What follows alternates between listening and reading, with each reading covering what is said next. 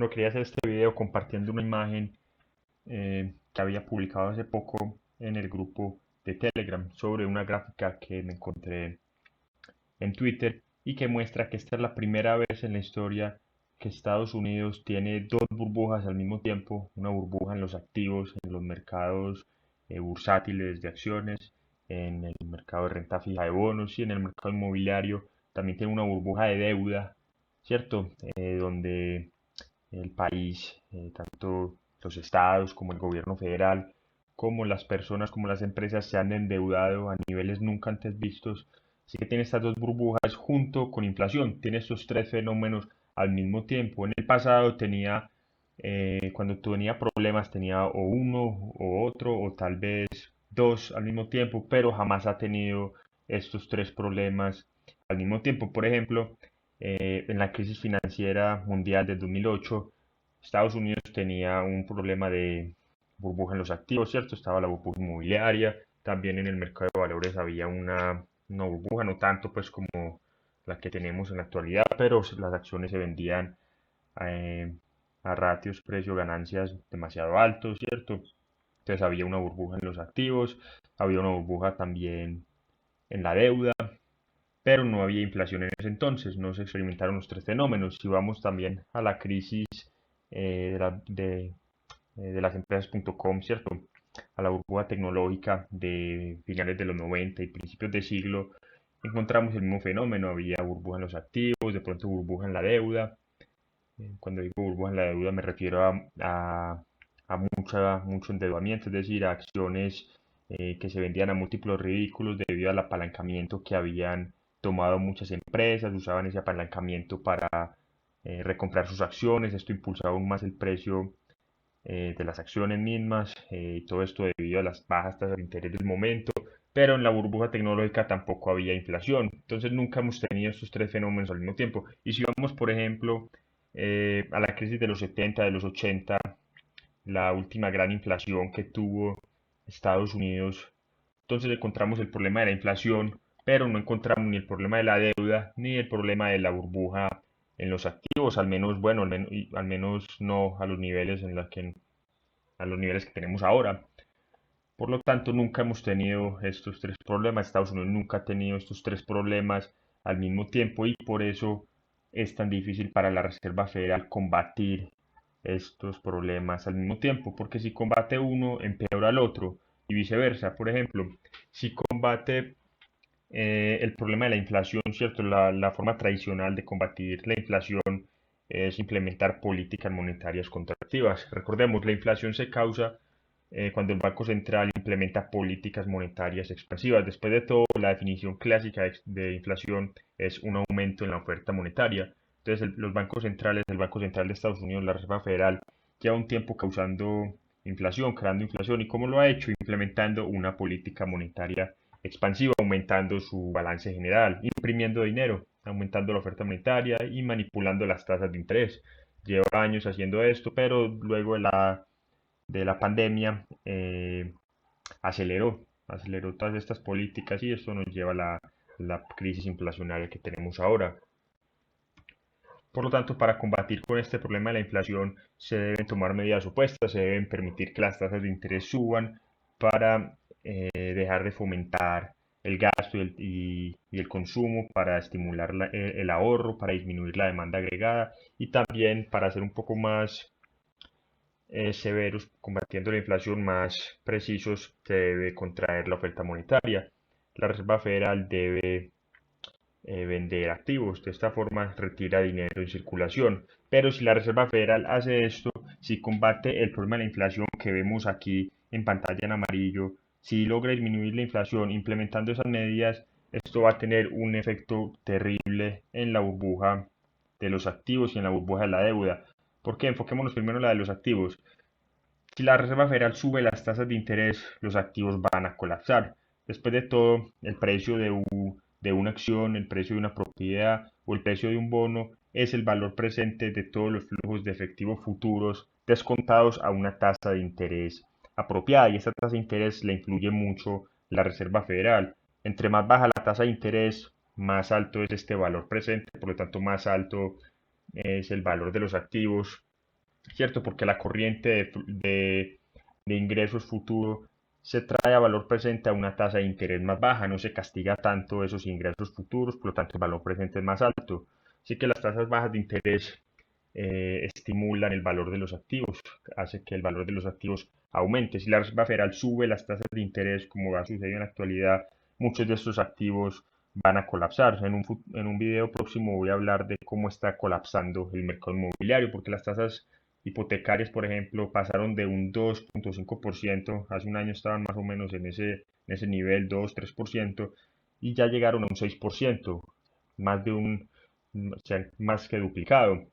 ¿Cierto? Entonces esto afecta mucho el precio de los activos, lo mismo con los bonos y las tasas de interés. Si el mercado tiene en su conjunto bonos con tasas de interés que pagan entre un 2 y un 3%, y hoy en día las tasas de interés son de un 4, 5, 6%, esos bonos tienen que bajar mucho de precio para que representen la nueva tasa de interés actual. Tienen que bajar de precio lo suficiente para que la persona que lo compre reciba una tasa de interés acorde al mercado en este momento. Es decir, si tienes un bono que te paga un 2% y las tasas son del 3%, tienes que vender ese bono a un precio inferior para que el que te compre el bono reciba el 3%.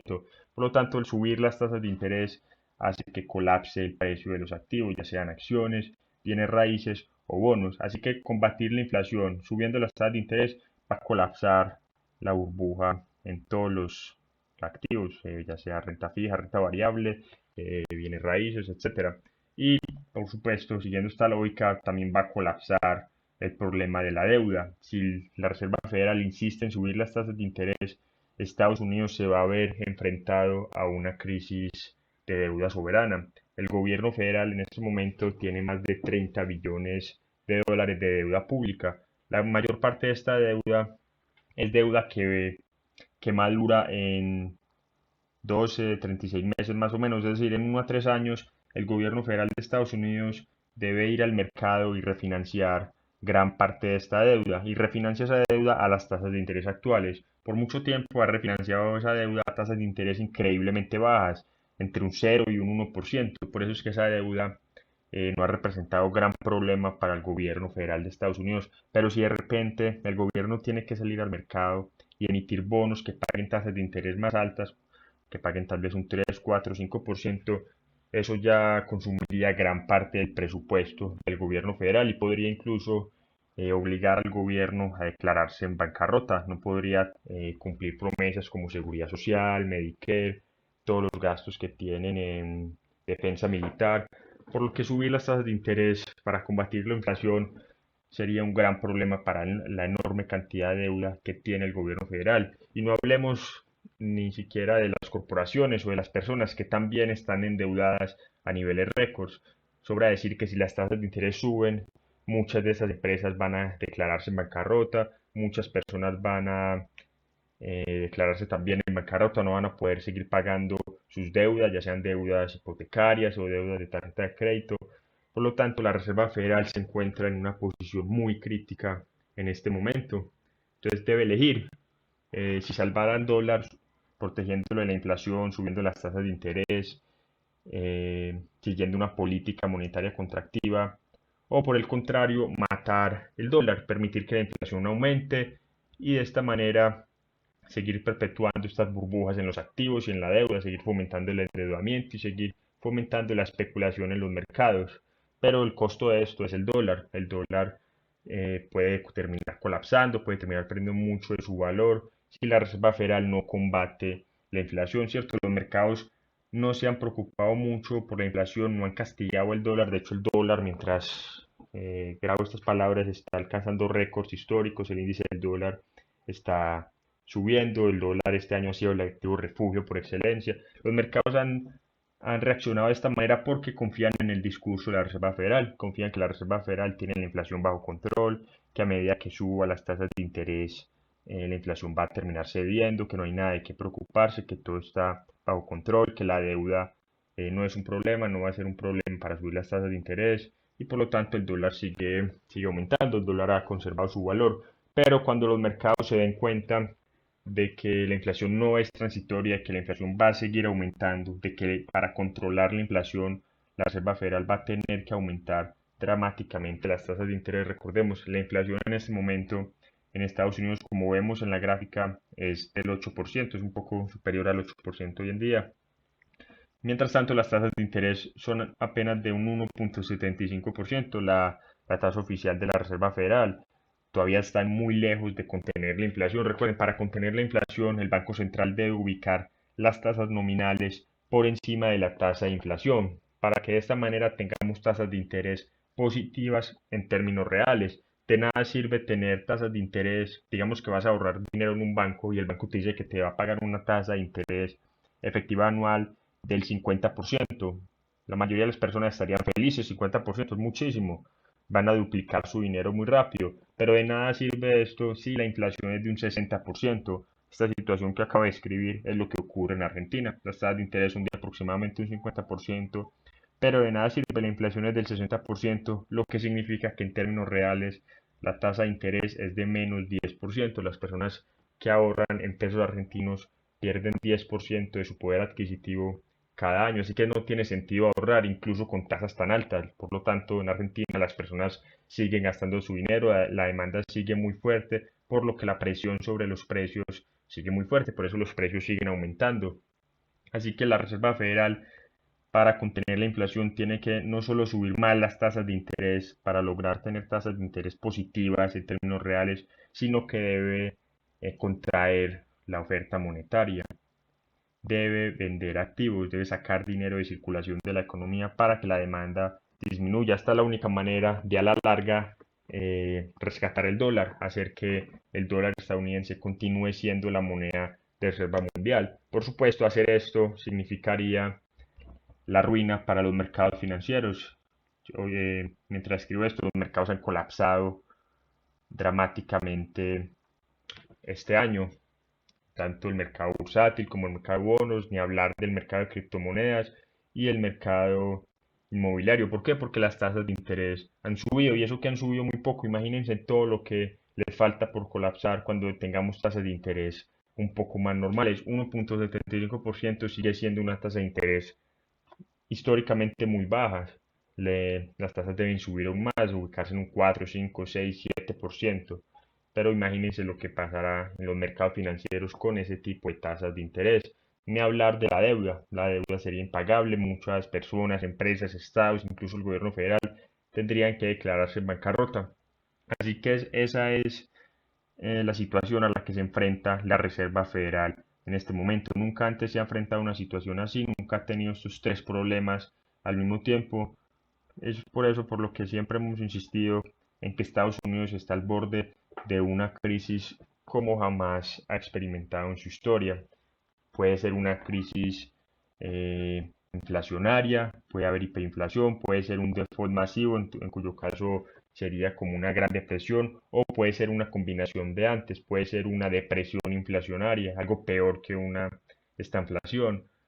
No se sabe, todo depende de qué camino elija la Reserva Federal. Ha subido los tipos, pero los ha subido muy poco, no hay lo suficiente para combatir la inflación, pero sí ha sido lo suficiente para que varias de estas burbujas comiencen a desinflarse.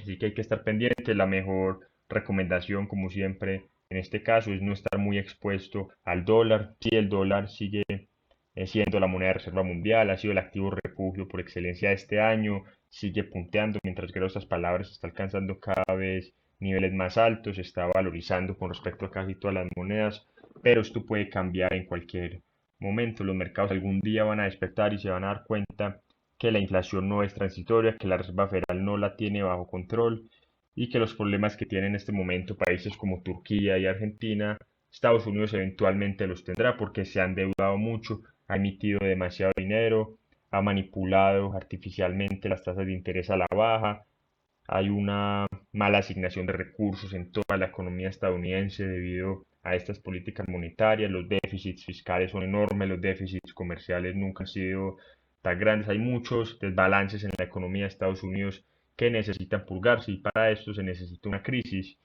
y las crisis deben ser proporcionales a los auges y hemos tenido uno de los auges más grandes de la historia financiado con dinero barato de la Reserva Federal, por lo tanto la crisis va a ser igual de dura. así que no falta sino esperar. La mejor forma de protegerse de esto es no estar muy expuesto al dólar, tratar de ahorrar en otro tipo de monedas. El franco suizo, en mi opinión, es la mejor moneda para ahorrar a corto plazo, aunque por supuesto, como todas las monedas fiduciarias, tiende a depreciarse cada año, pues se deprecia principalmente frente a los demás productos y servicios. Por lo tanto, el oro sigue siendo el mejor activo por excelencia. También invertir en bienes raíces que generen renta, también de pronto en fondos de inversión de mercados emergentes o de países económicamente más sólidos, que tengan acciones de empresas que estén ubicadas en países como Singapur, tal vez, Taiwán, ese tipo de países, de acciones que paguen dividendos. Estas son mejores formas de protegerse que tener muchos dólares depositados en una cuenta bancaria o tener acciones sobrevaloradas de empresas estadounidenses.